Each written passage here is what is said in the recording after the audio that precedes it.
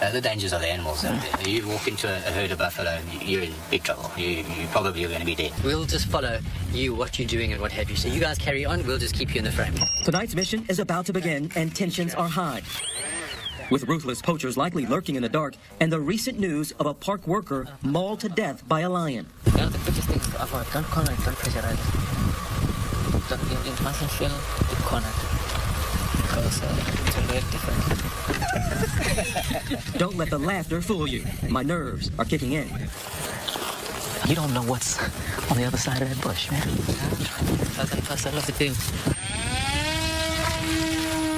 The drone's infrared camera picks up heat signatures of animals and humans and sends images in real time back to the command center. Look closely, those white dots. That's us on patrol. When they spot poachers, they radio the rangers on patrol to intercept before they can kill. The experienced rangers keep several feet between them so that if one of them is attacked, they don't all go down at once. How much does it help, I guess, give you a sense of ease to some degree that you got this thing hovering above you now?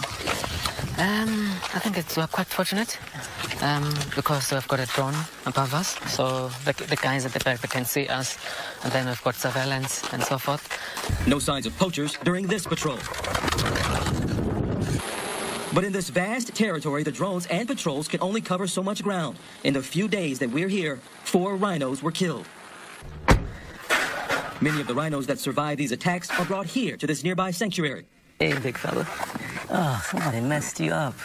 Oh, somebody got paid off you, big guy. Like this mother and her calf. You know, we hear poaching all the time, but, I mean, look at this animal. First time I'm seeing it in my life, up close and personal, but just, I mean, until you're this close to it, that is brutal. 3 months ago, rescuers found her stumbling in the bush, still groggy from a poacher's dart. Her horn hacked off, left for dead. Her baby clinging to her side. Is the animal still in pain? No, she won't. No pain. It's one of the successes, yeah. As much as we can get a success. She's healing well, and soon the 2 will be released back into the reserve. Man, oh man. It's a shame this place is even necessary, right? It's almost unfathomable to think what would drive someone to this kind of brutality until you realize a single rhino horn can fetch up to $250,000 on the black market. Even a small fraction of that is hard to resist in a place with little opportunity. We're in a township, a little outside Pretoria, pretty rough area, but our middleman set up a meeting for us with this poacher who's willing to talk to us. We'll see how this goes. A former poacher has agreed to meet us, only if we don't show his face. Did you ever feel bad for what you were doing, for killing these animals? Through a translator, he says he felt bad but needed money to feed his family, so he became a shooter, and that he killed at least 50 rhinos. He also tells us his crew always had a guy on the inside, a ranger on the take. Park officials are being paid off. Police are being paid off. The level of corruption stretches into local government officers, senior politicians. Given the amounts of money that are on offer, anyone's open to being corrupted. Most of the money is pocketed by criminal networks that smuggle the horn all over the world. Most of the rhino horn ends up here in Vietnam. It's a status symbol for the rich. You know, you grind it up in specially made grinding dishes with rough bottom, mix it with rice wine, mix it with water. Rhino horn is rumored to cure everything from hangovers to cancer. Despite an international ban on the trading of rhino horn, markets can still be found, as seen in this BBC program, Newsnight. Here, the back of a tailor shop, a deal is underway. And how much are you charging? Cái này là 125 triệu 100 gram nhưng mà cái tầm giữa giai đoạn thì là chắc chắn là. But it's a false promise. There is no scientific proof that rhino horn has any medicinal benefits. I wanted to point out that rhino horn is simply made of keratin. It's exactly the same as your fingernails. Celebrities from Richard Branson to David Beckham. Ask your friends and family never to buy rhino horn. Even Prince William have taken up the rhino's cause, participated in wild aid campaigns airing across Asia. And together, we can save our wild rhinos. When the buying stops, The killing can too. But these slick ads may only go so far. You're dealing with belief, you're dealing with faith. People fully believe that rhino horn does have the attributes that it's said to have. You know, it's the same as telling a Christian, you know, Jesus Christ doesn't exist. That's the level of belief that you're dealing with. And for many people, it crosses beyond that. In Africa, the focus is still on stemming supply. But how that's best done is hotly debated. From more boots on the ground, to airlifting rhinos to safer pastures, to even harvesting rhino horns and selling them legally. Horn trimming, as you know, the rhino horn grows back. It's a painless, relatively uninvasive procedure. I'm telling you, this is the way we will save the rhinos from extinction. While not everyone agrees on the best path forward, what we've seen here on the front lines are people trying everything, and that's probably what it's going to take, and more, to win this battle against extinction. For Nightline, I'm TJ Holmes in KwaZulu-Natal, South Africa. When we come back, the secret world of teens on social media, the digital dangers even the most tech-savvy parents might not know about.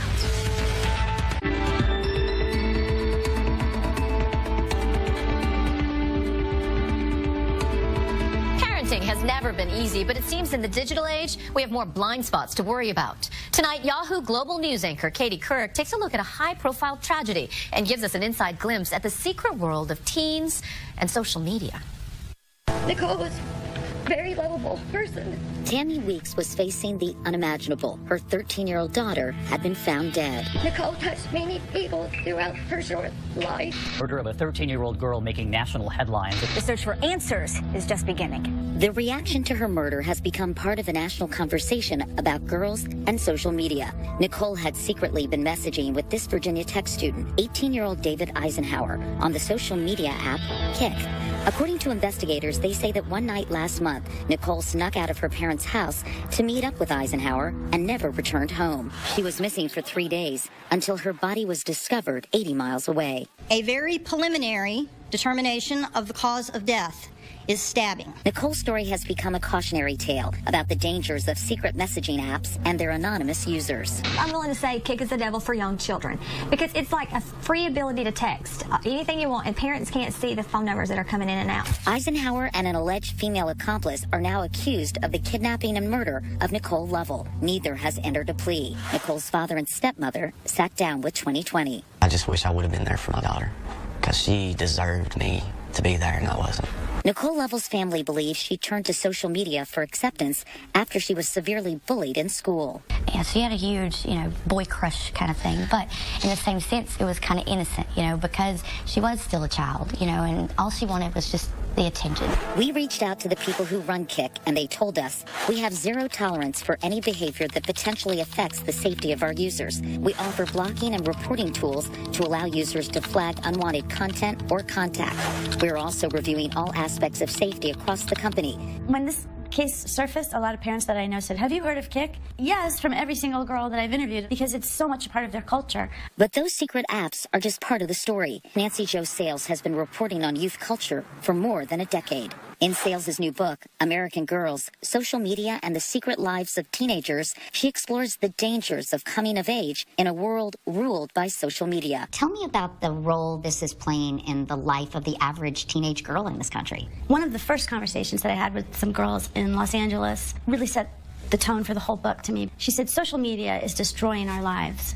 And I said, so why don't you just go off it? And she said, because then we would have no life. She says what she discovered was troubling. Young lives playing out on various platforms that promote negative self-esteem, sometimes harsh judgment, and cyberbullying, something that 13-year-old Carrie has experienced. I got a message on Instagram from this guy. He seemed like he was my age, so I thought I could trust him. And he said that he knew some of my friends. And I started talking to him, and we got really close. But the friendship took a turn, and Carrie decided they should stop communicating.